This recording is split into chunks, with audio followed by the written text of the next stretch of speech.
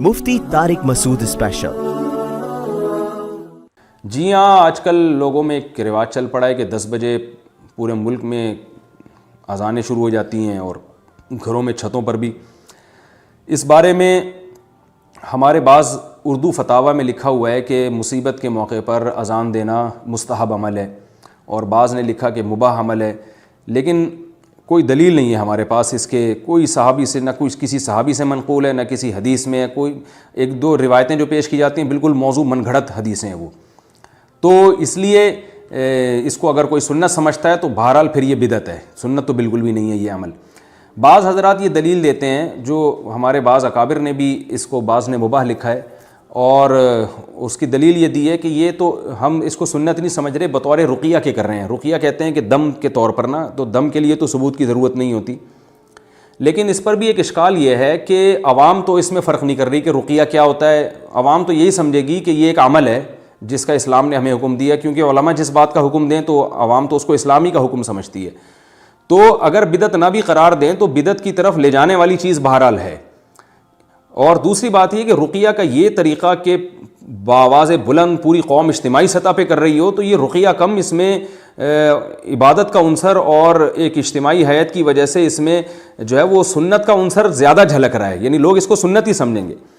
تو اس لیے میری رائے یہ ہے، اور بہت سے علماء کی رائے، اور ہمارے بعض اکابر نے اس کو بدعت بھی لکھا ہے، صاف لفظوں میں بدعت قرار دیا اس عمل کو۔ تو اکابر کی عبارات میں بھی اختلاف ہے، اور جن حضرات نے مستحب قرار دیا ان کے پاس کوئی دلیل بھی نہیں ہے، انہوں نے خود دلیل بھی نہیں لکھی اس کی، اور یہی کہا ہے کہ بس ایک یعنی تجربے سے ایک چیز ثابت ہے۔ تو ہر وہ کام کرنا جو بدعت ہو وہ تو بالکل ناجائز ہے، اگر بدعت نہ بھی مانے تو بدعت کی طرف لے جانے والا بہرحال ہے۔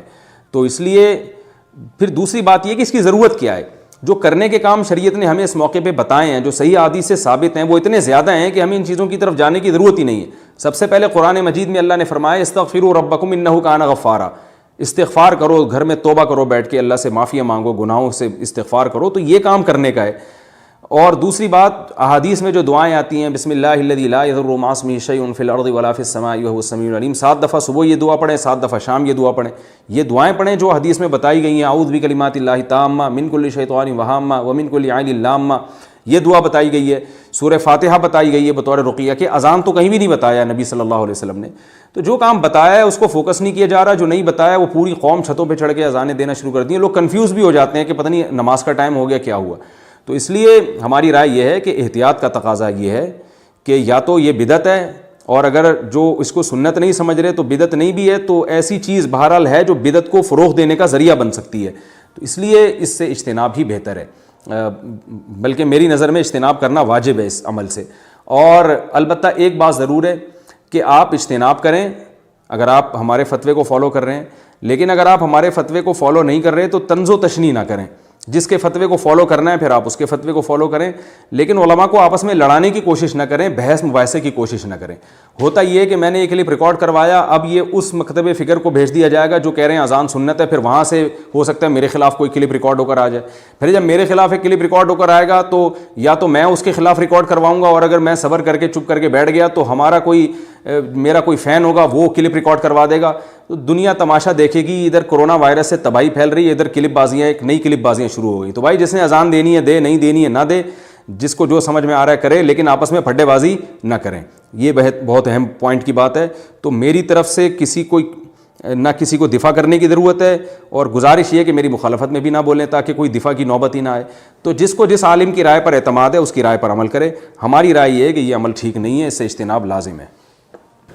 تہجد کی نماز میں کون سی صورتیں پڑھیں؟ ناصر صاحب حیدرآباد سے۔ تہجد کی نماز میں سورہ فاتحہ کے بعد کون سی صورت پڑھی جائے؟ کیا عام صورت بھی پڑھ سکتے ہیں یا بڑی صورت کا پڑھنا ضروری ہے؟ بھائی جو چاہے صورت پڑھیں، اصل فوکس اس کو کریں کہ تہجد پڑھ لیں، اس کی توفیق مل جائے تو یہ بہت بڑی سعادت ہے۔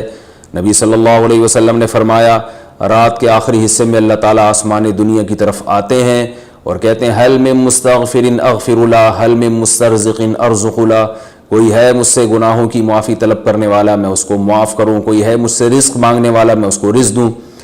تو اس وقت اللہ کی عبادت کرنا، پھر دعا مانگنا، یہ بہت بڑی سعادت ہے۔ بیوی بچوں سے کتنا عرصہ دور رہ سکتے ہیں؟ بندہ کام کی وجہ سے 2-2 سال ملک سے باہر رہتا ہے, کوشش کے باوجود چھٹی نہیں ملتی. کیا اتنی دیر بیوی بچوں سے دور رہنا جائز ہے؟ نامعلوم. ہوئے ہوئے ہوئے ہوئے بھائی دیکھیں, ایک تو ہے حضرت عمر رضی اللہ تعالیٰ عنہ کا مشہور واقعہ ہے کہ آپ نے کچھ خواتین سے پوچھا تھا کہ عورت کتنا صبر کر سکتی ہے مرد کے بغیر, تو بعض صحابیات نے بتایا کہ 4 مہینے. تو حضرت عمر نے قانون بنایا کہ جو مجاہدین محاذ جنگ پہ لڑ رہے ہیں 4 مہینے سے زیادہ دور اپنی بیویوں سے نہیں رہ سکتے. تو اس اصول کا تقاضا یہ ہے کہ وہ زمانہ بھی پاک دامنی کا زمانہ تھا, نیک لوگ تھے, تو اصول یہی ہے کہ 4 مہینے انتہا ہے عورت کے صبر کی. تو ایک نارمل عورت کے لیے اس سے زیادہ صبر کرنا مشکل ہوتا ہے.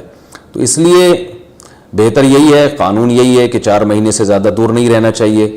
اور قرآن نے بھی یہ حکم دیا ہے کہ اگر کوئی قسم اٹھا لے کہ بیوی کے پاس نہیں جائے گا, قسم اٹھا لے, ایسا ہی نہیں بلکہ قسم اٹھا کے, تو پھر 4 مہینے میں طلاق واقع ہو جاتی ہے.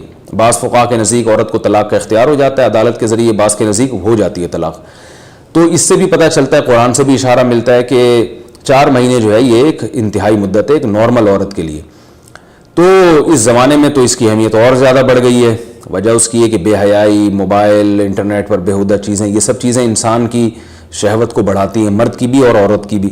تو اس لیے بھائی میں تو آپ کو مشورہ نہیں دے سکتا کہ آپ 2-2 سال بیوی سے دور رہیں. میں بدگمان نہیں ہو رہا, بہت سے لوگ 4-4 سال دور رہتے ہیں, ان کی بیویاں بھی پاک دامنی کے ساتھ زندگی گزارتی ہیں, خود بھی بڑے نیک شریف بن کے زندگی گزارتے ہیں. بہت سے ایسے لوگ الحمدللہ ہمارے معاشرے میں ہیں. لیکن بہرحال اس کلچر کو, اس رواج کو فروغ نہیں دیا جا سکتا, اس کو اپریشیٹ نہیں کیا جا سکتا شریعت کے لحاظ سے بھی, عقل کے لحاظ سے بھی. 2 سال تک مرد کے لیے صبر کرنا کتنا مشکل کام ہے. وہ کھا بھی رہا ہے انڈے پراٹھے اور جناب کھانا پینا اسی سٹائل میں چل رہا ہے, یا تو روزے رکھ کے اپنے آپ کو آدھا کر دیا اس نے.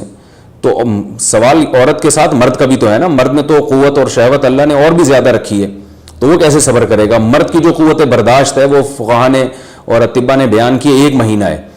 تو 2 سال تک بیوی سے دور ہیں. میں پھر بھی بتا دوں, میں بدگمان نہیں ہو رہا کہ جو دور ہیں آپ ان کے بارے میں برا سوچنا شروع کر دیں, لیکن بہرحال یہ اپنے آپ کو فتنوں میں ڈالنے کے مترادف ہے. اس لیے ایسی جاب نہ کریں, 2-2 سال تک بیوی سے دور ہیں. یا تو بیوی کو ساتھ لے کر جائیں یا بیوی کے ساتھ ہی رہیں, کہیں ادھر ہی کم پیسوں میں انسان گزارا کر لے بیوی بچوں کے ساتھ, یہ زیادہ اچھا ہے زیادہ پیسوں کی لالچ میں بیوی بچوں سے دور رہنا.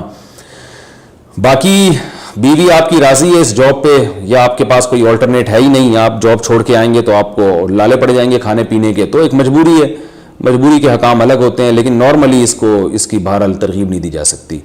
دیکھیں قرآن مجید میں اللہ نے ارشاد فرمایا نا, یوم یفر المرء من اخیہ و امہ و ابیہ و صاحبتہ و بنیہ.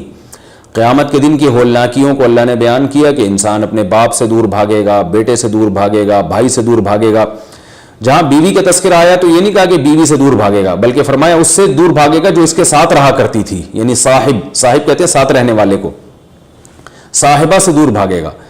تو اس سے پتہ چلتا ہے کہ قرآن میں اللہ نے بیوی کو جو ڈیفائن کیا ہے نا, اس کی جو صفت بیان کی ہے وہ یہ کہ جو آپ کے ساتھ رہتی ہے.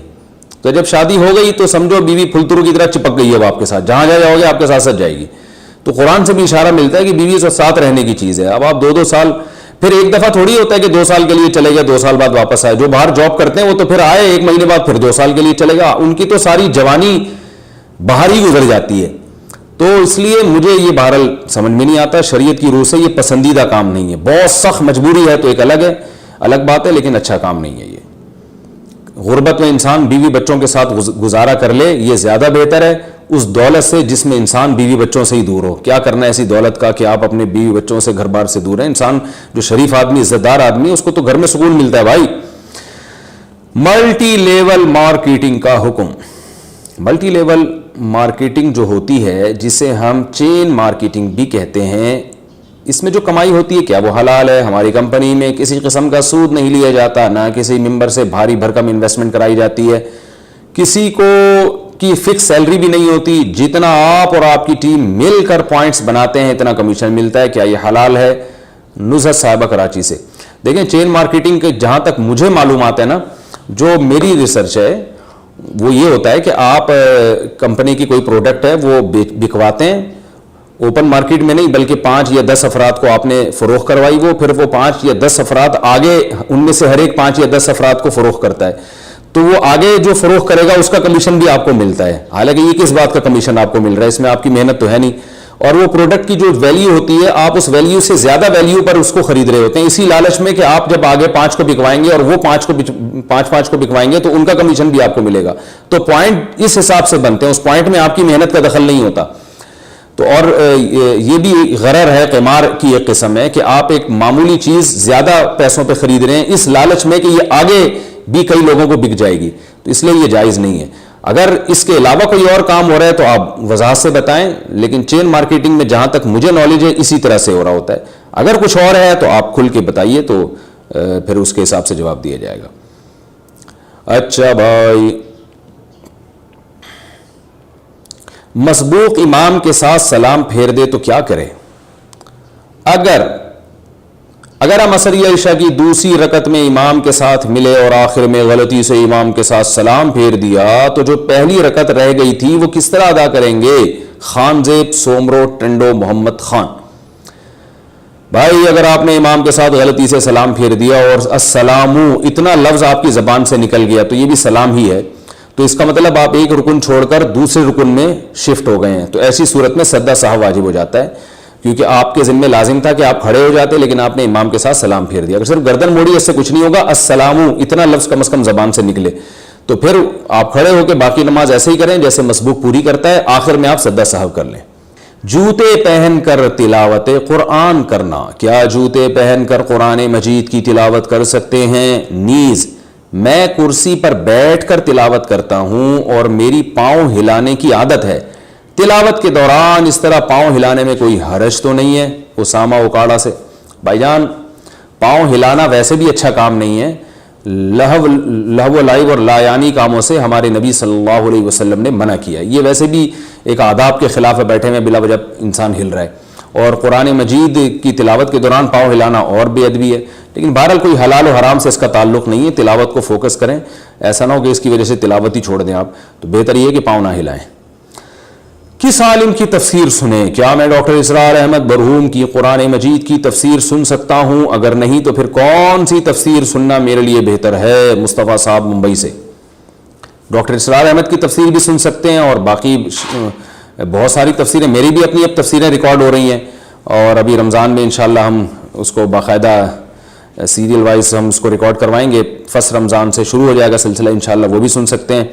اور بہت سارے علماء کی تفسیریں، شیخ القرآن مولانا اسلم شیخ پوری شہید رحمۃ اللہ علیہ، ان کی بھی درسقرآن.com پہ ان کی بھی تفسیروں کے لیکچر موجود ہیں. تو سب ٹھیک ہیں، سب کے سن سکتے ہیں. البتہ مسائل جہاں بھی آئیں گے یاد رکھیں، تفسیر آپ کسی کی بھی سنیں، لیکن جب فقہی مسائل کا مسئلہ آئے گا تو پھر یہ مفتیوں سے، علماء سے پوچھنا ضروری ہے، باقاعدہ ایسے مفتی جو کسی مستند ادارے سے فارغ ہوں. دف والی نعتیں سننا، بھائی یہ نکال دو دف والی نعتیں سننا. کون سی عورتیں ڈائریکٹ جنت میں جائیں گی؟ وہی عجیب سوال ہے بھائی. حلیمہ صاحبہ لندن سے. وہ کون سی 4 عورتیں ہیں جو بغیر حساب کتاب کے جنت میں جائیں گی اور اس کا سبب کیا ہوگا؟ دیکھیں 4 نہیں، ایسی بہت ساری عورتیں جنت میں جائیں گی جن کے میاں جو ہے وہ ان کے جنتی ہونے کی دعا کرتے ہیں. ٹھیک ہے نا، آج کل بہت سے بیچارے مظلوم میاں بھی ہوتے ہیں، وہ نہیں چاہتے کہ ان کی بیویاں ان کو جنت میں دوبارہ ملیں. تو بہت سے ایسے ظالم میاں ہوتے ہیں. جو میاں یہ چاہتے ہیں نا، دیکھیں حدیث میں آتا ہے رسول اللہ صلی اللہ علیہ وسلم نے فرمایا وہ عورت جنت میں نہیں جا سکتی جس کی موت اس حال میں ہو کہ اس کا شوہر اس سے ناخوش ہو. تو اس سے پتہ چلتا ہے کہ وہ عورت جس کا میاں اس سے خوش ہو وہ انشاءاللہ اللہ سے امید ہے جنت میں جائے گی. تو اب ڈائریکٹ جنت کا تو مجھے نہیں پتا، لیکن بہرحال جو شریعت نے کچھ احکام بیان کیے ہیں وہ پورے کر لیں. ایک شوہر کو خوش کر لیں، 5 ٹائم نماز پڑھ لیں، اور جو ہے پردہ کر لیں پابندی کے ساتھ، غیبت جھوٹ چغلی سے بچ جائیں. تو چند ایک احکام پہ عورت عمل کر لینا تو ڈائریکٹ جنت میں جائے گی. عورت کے لیے جنت میں جانا آسان ہے، مرد کے لیے مشکل ہے، مرد پہ ذمہ داریاں زیادہ ہیں. عورت کے لیے تو بہت آسان ہے، لیکن افسوس کی بات ہے وہ چند آسان کام خواتین نہیں کرتی، باقی پتہ نہیں کیا کیا 5-5 لاکھ دفعہ آیت کریمہ کا ورد کر رہی ہیں اور یہ والا وظیفہ پڑھ رہی ہے. میں حیران ہوتا ہوں ان کے پاس اتنا دماغ کہاں سے آتا ہے. جو 4-5 چیزیں کرنے کی ہیں وہ کر لیں بھائی. پردہ پابندی سے کریں. بے حیائی کو فروغ دینے میں عورت کا بہت بڑا کردار ہے ہمارے معاشرے میں، تو بے حیائی کو فروغ نہ دیں، پردہ مکمل کریں، اور شوہر کی ناشکری نہ کریں، اس کے ساتھ اچھا سلوک کریں. اور کیا ہے، 5 وقت نماز پابندی سے کر لیں، اپنی اولاد کی اچھی تربیت کر لیں، زبان کو غیبت جھوٹ اور بہتان سے بچا لیں، انشاءاللہ جنت میں جائیں گی سیدھا. وہ 4 نہیں ہیں, وہ 4 کروڑ بھی ہو سکتی ہیں, 4 ارب بھی ہو سکتی ہیں, 4 کھرب بھی ہو سکتی ہیں. باقی جن 4 کے بارے میں آپ نے رپورٹ پیش کی ہے ان کا مجھے نہیں پتا, ایسی 4 کوئی میرے علم میں ایسی 4 متعین خواتین نہیں ہیں. اچھا بھائی, سورج طلوع ہونے کے بعد ذکر و دعا کرنا, صبح کے جو اذکار ہوتے ہیں وہ ہم فجر کے بعد پڑھتے ہیں. کبھی کبھی اس دوران سورج بھی نکل آتا ہے, تو کیا سورج نکلنے کے بعد بھی اذکار پڑھے جا سکتے ہیں اور دعا مانگ سکتے ہیں یا نہیں؟ ندا صاحبہ انڈیا سے. جی ہاں بھائی, سورج نکلتے ہی صرف نماز اور سجدہ حرام ہو جاتا ہے, باقی تمام اذکار پڑھ سکتے ہیں, دعا بھی مانگ سکتے ہیں. شادی کے بعد بیماری کا علم ہوا تو کیا کریں؟ اگر شادی کے بعد شوہر یا بیوی کی کسی بیماری کا پتہ چلے جو شادی سے پہلے چھپائی گئی ہو, اس کی وجہ سے بچوں کے آنے کے کم چانسز ہوں, تو کیا اس بنا پر طلاق دی جا سکتی ہے؟ بنت سعید کراچی سے. شادی بیاہ سے پہلے دھوکہ دینا بالکل حرام ہے, خاص طور پر اولاد کے معاملے میں. اگر کوئی عورت بانجھ ہے اور وہ شادی سے پہلے نہیں بتاتی کہ میں بانجھ ہوں, میرے اولاد نہیں ہوگی, تو یہ بہت بڑا دھوکہ ہے. کیونکہ دیکھیں, اسلام میں کیا بلکہ فطرت نے مرد اور عورت کا جو ملاپ رکھا ہے اس کی بیسک وجہ ہی نسل بڑھانا ہے. یہ بنیادی وجہ ہے کہ ہر مخلوق میں یہی ہے, نر اور مادہ کا جو نظام اللہ نے بنایا وہ نسل بڑھانے کے لیے بنایا ہے. تو نکاح جو کیا جاتا ہے اس کی بنیادی وجہ ہے نسل بڑھانا. تو یہی چیز اگر نہیں ہے تو اس کو پہلے کلیئر کرنا ضروری ہے. عورت اگر بانجھ ہے وہ پہلے بتا دے میرے اولاد نہیں ہوگی, یا میرے 1-2 بچوں سے زیادہ نہیں ہو سکتے, کوئی بیماری ہے. مرد اگر بانجھ ہے پہلے بتا دے بھائی میرے جو ہے نا اولاد نہیں ہو سکتی, رپورٹ یہی ہے, یا میں نامرد ہوں, تو یہ پہلے بتانا اس پہ ضروری ہے. بہت سے مرد نامرد ہوتے ہیں, دھوکہ دے کے عورت سے شادی کر کے زندگی عذاب میں ڈال دیتے ہیں اس کی, اور بعض عورتیں بانجھ ہوتی ہیں وہ نہیں بتاتی پہلے. تو یہ بہت بڑا دھوکہ ہے. اگر کسی نے آپ کے ساتھ پہلے سے ایسا دھوکہ دیا اور پھر نکاح کیا ہے, تو پھر میں اگر مرد نے یہ کام کیا ہے, یعنی دھوکہ عورت نے دیا تھا اور مرد نے اس سے شادی کر لی, تو پھر میں مرد کو کہتا ہوں کہ آپ فوراً دوسری شادی کریں, اور یہ آپ کا رائٹ ہے. ویسے بھی رائٹ ہے, لیکن یہاں تو اور زیادہ رائٹ ہے, کیونکہ طلاق نہ دیں اس کو, اب شادی ہو گئی ہے تو آپ جو ہے وہ دوسری شادی کریں اور اس سے کیونکہ نسل بڑھانا یہ شریعت میں بھی ہے, انسان کی نیچر بھی ہے, اور یہ بہت ضروری بھی ہے, اور شریعت نے بھی اس کو پسند کیا ہے, اور اس عورت نے دھوکہ بھی دیا آپ کو. اور اگر مرد نے پہلے دھوکہ دیا, دھوکہ مرد نے دیا, اس نے اپنے آپ کو یہ نہیں شو کیا کہ میں نامرد ہوں, یا اس نے یہ نہیں شو کیا کہ میرے اولاد نہیں ہوگی, اور دھوکے سے عورت سے شادی کر لی, تو میں پھر خواتین کو مشورہ یہ دیتا ہوں کہ اس سے طلاق لی جائے. ہاں, دھوکہ نہ دیا ہو, وہ بعد میں بیمار ہو گیا ہو, کوئی نارمل ہو اور بیمار ہو گیا, یا وہ جو ہے دھوکہ نہیں دیا اس نے, لیکن بعد میں بعض مردوں کے ساتھ یہ مسائل ہو جاتے ہیں, کوئی نفسیاتی پرابلم ہو جاتی ہے ان کے ساتھ, تو پھر ایک الگ مسئلہ ہے, پھر وہ میاں بیوی کا آپس کا معاملہ ہے, کمپرومائز کر لیں, صبر کر لیں, یا علیحدگی اختیار کریں, وہ ان کا ذاتی مسئلہ ہے. تو ہر ایک کی فیلڈ میں ٹانگ بھی نہیں آنا چاہیے وہ, اور ہر ایک کو مشورہ جنرلی دیا بھی نہیں جا سکتا جب تک ہر ایک کے الگ الگ حالات سامنے نہ آئے. لیکن اگر کسی آدمی نے دھوکہ دیا ہے اور اس نے پہلے سے یہ شو نہیں کیا کہ میں نامرد ہوں, پھر اگر اس نے شادی کی ہے, تو اصول یہی ہے کہ عورت کو اس سے طلاق لے لینی چاہیے. کوئی اس کے علاوہ اگر کوئی مجبوری ہو عورت کو, یا وہ میاں اتنا اچھا ہے کہ عورت بھی اس پہ لٹو ہو گئی ہے تو گزارا کر رہی ہے, تو اس کا آپس کا مسئلہ ہے. لیکن عمومی قانون یہی ہے, جو قانون کا مطلب ایک رائے جو میں جو سمجھاؤں وہ یہی ہے کہ میں ایسی صورت میں خواتین کو فوراً مشورہ دیتا ہوں کہ اگر دھوکے سے اس بندے نے شادی کی ہے تو اس سے علیحدگی لی جائے. کیونکہ مرد کے پاس تو دوسری شادی کا آپشن ہے, عورت کے پاس تو آپشن نہیں ہے, وہ تو پوری زندگی بیچاری کی برباد ہو جاتی ہے. اولاد ہی نہیں ہوتی تو کیا پھر آپ خود سوچیں کہ نکاح کا بنیادی مقصد ہی اولاد ہے. تو اس لیے یہ کر سکتے ہیں آپ. شارٹ کٹ میں قضائے عمری پڑھنے کا طریقہ. کیا قضائے عمری میں تیسری اور چوتھی رکعت میں سورہ فاتحہ کو چھوڑ سکتے ہیں؟ نیز آخر میں جو درود پڑھتے ہیں کیا اسے بھی مختصر کر سکتے ہیں؟ مسز شہریار کراچی سے. جی ہاں, قضائے عمری پڑھنا تو ضروری ہے, اور لیکن وطر میں تو تینوں رکعتوں میں تلاوت کرنی پڑے گی, لیکن فرض نماز میں تیسری اور چوتھی رکعت میں سورہ فاتحہ چھوڑ سکتے ہیں, جائز ہے. اور درود شریف بھی چھوڑ سکتے ہیں, لیکن بالکل چھوڑنے سے بہتر ہے صلی اللہ علیہ وسلم اتنا مختصر پڑھ لیا کریں. بہتر تو یہی ہے کہ تیسری چوتھی رکعت میں سورہ فاتحہ پڑھیں, پوری تفصیل سے, یعنی نماز مکمل کریں جیسے کہ ایک سنت طریقہ ہے, پراپر طریقہ ہے. لیکن اگر بہرحال بہت زیادہ ہیں تو اتنا مختصر کیا جا سکتا ہے. موبائل میں بچوں کی تصویریں رکھ سکتے ہیں؟ کیا موبائل میں بچوں کی تصویریں رکھ سکتے ہیں یا نہیں, یا انہیں بھی ڈیلیٹ کر دینا چاہیے؟ مسز شہریار کراچی سے. موبائل میں ڈیجیٹل فارم میں بچوں کی تصویریں رکھ سکتے ہیں, پرنٹ نکالنا صحیح نہیں ہے اس کا. عورت گھر میں کتنا لباس پہنے؟ مسز شہریار کراچی سے. اپنے محرموں والد بھائیوں سے کس حد تک پردہ کرنا چاہیے؟ کیا دوپٹہ لینا یا مکمل آستین والے کپڑے پہننا ضروری ہے یا نہیں؟ اچھا بھائی، نیز سسر وغیرہ سے کس قسم کا پردہ ہونا چاہیے؟ میں یہ اس پہ پورا تفصیل سے کلپ ریکارڈ کروا چکا ہوں کہ گھر میں خواتین کو کتنا پردہ کرنا چاہیے، وہ سن لیں، کیونکہ یہ بہت سارے مسائل ہیں آج، وہ پھر رہ جائیں گے. اور آپ نے ویسے بھی 3 سوال پوچھ لیے، 2 ہو گئے آپ کے. یا پھر دوبارہ اس کو ریپیٹ کر دیں تو اگلے کسی سیشن میں اس کا جواب دے دوں گا میں.